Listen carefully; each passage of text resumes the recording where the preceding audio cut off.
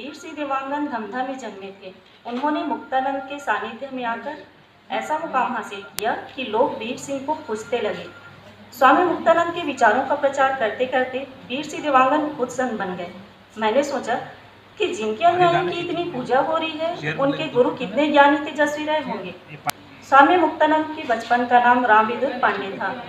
वे उत्तर प्रदेश के इलाहाबाद के पास झंडापुर गांव में रहने वाले थे। उनका जन्म 1 फरवरी सन 1906 को हुआ। इनके पिता पंडित रामानंद पांडे और मां प्रभा देवी थी। स्वामी मुक्तानंद की प्राथमिक और मिडिल स्कूल गांव में हुई। सन 1922 में प्लेग महामारी से उनकी मां और एक भाई बहन का निधन हो गया। अब घर में उनके पिता और एक 5 साल का छोटा भाई बचा। तब रामविदुर की उम्र महज 16 साल की ही थी। गांव के पास भद्री की संस्कृत पाठशाला में वे पढ़ने लगे और फिर वे वेद और वेदांत पढ़ने इलाहाबाद चले गए और उनको वैराग्य में रुचि होने लगी। लेकिन इनके घर वाले इनका विवाह कराना चाहते थे। इनके लिए घर वालों ने कन्या तलाशना शुरू कर दी और विवाह करने की बात की भनक जब रामविदुर को लगी तो वे इलाहाबाद के साधु मंडली में शामिल हो गए। उनके प्रपौत्र सत्यानंद जी बताते हैं कि रामविदुर के पिता रामानंद ने उन्हें समझाया कि तुम सन्यासी बन जाओगे तो हम लोग किसके सहारे रहेंगे। रामविदुर ने उनकी बात मानकर विवाह कर लिया और उनकी पत्नी देवकी को एक पुत्र हुआ जिनका नाम अवधेश रखा। इसके पश्चात उन्होंने पिता से सन्यास की अनुमति मांगी और पत्नी से भी इनकी सहमति ले ली।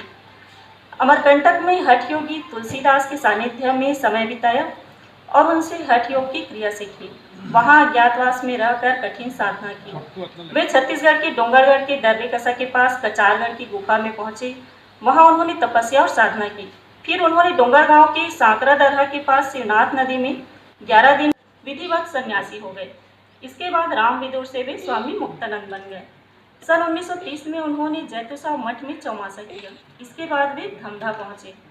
धमधा प्राचीन और ऐतिहासिक नगर है। आज़ादी के पहले धमधा छत्तीसगढ़ के प्रमुख नगरों में गिना जाता था। वे अद्भुत रूप में धमधा पहुंचे और लोगों से रुकने का ठौर पूछा तो लोगों ने उन्हें विचित्र की तरह मानकर और उनकी परीक्षा लेने के लिए उन्हें शमशान के करीब एक मंदिर में स्थान बताया। तब उनकी उम्र महज 24 साल की ही थी। शमशान के तालाब में बहुत मगरमच्छ थे और बियावान घना जंगल भी था जहां लोग दिन में जाने से भी डरते थे। ऐसी जगह पर उन्हें भेज दिया। अगले दिन जब लोगों ने सोचा कि चलो जाकर देखते हैं उनका क्या हुआ, तब जाकर देखा तो स्वामी मुक्तानंद जल में समाधि में लीन थे और सांप बिच्छू उन पर चढ़े हुए थे। लेकिन फिर भी उन्हें कोई फर्क नहीं पड़ रहा था। तब से उन्हें स्वामी मानने लगे। आज उस मंदिर को शिवोम मंदिर कहा जाता है। इसके बाद वहाँ राधा कृष्ण मंदिर में उनका भागवत रखा गया। धमधा के साहित्यकार विशारद स्वर्गीय बंगाली प्रसाद ताम्रकार ने अपनी हस्तलिखित जीवनी में स्वामी मुक्तानंद के बारे में लिखे हैं कि उनके भागवत प्रवचन में भी अध्यात्म की प्रमुखता होती थी। आध्यात्मिक प्रवचन सुनने का मौका धमधावासियों को पहली बार मिला। उनकी सरल और सीधी बातें लोगों के दिलों पर गहरी छाप छोड़ती थी और धीरे धीरे आसपास के गांवों में भी उनके प्रवचन होने लगे। धमधा को स्वामी मुक्तानंद की लीला भूमि भी कहा जाता है। भागवत प्रवचन करने वे अनेक स्थानों पर गए, पर धमधा आना जाना लगा रहा। यहाँ उन्होंने सबसे अधिक समय व्यतीत किया। स्वामी मुक्तानंद ने धमधा में भू समाधि ली। वे गड्ढे में बैठे और ऊपर मिट्टी डालकर पूरी तरह बंद कर दिया गया था। 3 महीने बाद जब मिट्टी हटाई गई तो कठिन तपस्या और हठ योग से उनकी त्वचा खराब हो गई थी, जिसे ठीक करने गद्दे पर तेल भिगाकर उन्हें लिटाया जाता था। स्वामी मुक्तानंद के प्रपौत्र सत्यानंद इस बात को प्रमुखता से बताते हैं, लेकिन हमें इसका कोई दस्तावेजी प्रमाण अभी तक नहीं मिला है। स्वामी मुक्तानंद के अनुयायियों ने धमधा में चंदा करके संस्कृत पाठशाला शुरू की। 1 साल बाद स्वामी मुक्तानंद ने भी संस्कृत पाठशाला को प्रोत्साहित किया। छत्तीसगढ़ के अनेक स्थानों में उसके कुछ अंश संस्कृत पाठशाला को वे देते रहे। संस्कृत पाठशाला के पास में ही स्वामी मुक्तानंद ने विशाल कुआं खुदवाया। इसे संस्कृत कुआं कहते हैं। इसका पानी बहुत ही मीठा था। कहते हैं कि धमधा की आधी आबादी को यह कुआं अकेला पानी देता था, मगर अब नगर में ट्यूबवेल और नल होने के कारण इसकी देखरेख नहीं हो पाती है। स्वामी मुक्तानंद का प्रवचन छत्तीसगढ़ के कई गाँवों में हुआ। देश के कई स्थानों पर वे गए और लोग उनके अनुयायी बनते गए। अनुयायियों ने महर्षि मुक्त लोक सेवा मिशन की स्थापना भी की। इनके अध्यक्ष महाकवि सुमित्रानंदन पंत ही बने।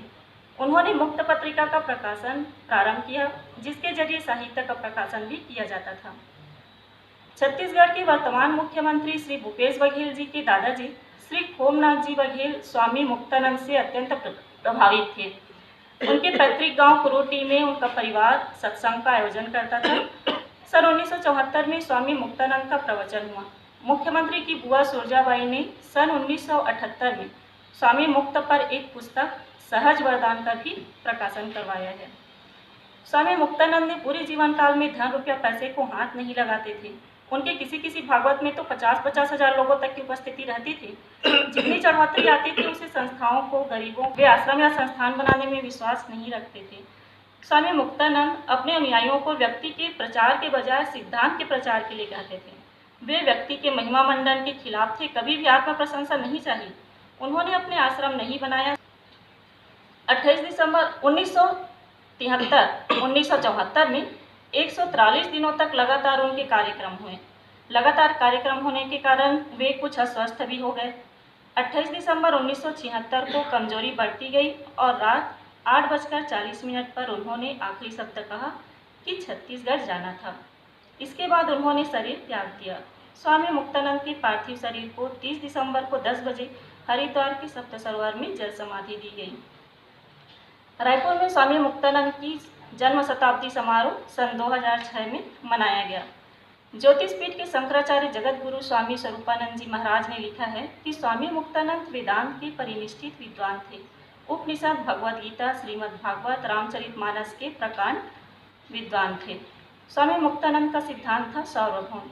उनकी पुस्तकें हैं मुक्तोद्गार, मुक्तवाणी, श्रीमद् भागवत रहस्य, छिन्न संशय, पैगामे मुक्त सूत्रावली। धन्यवाद।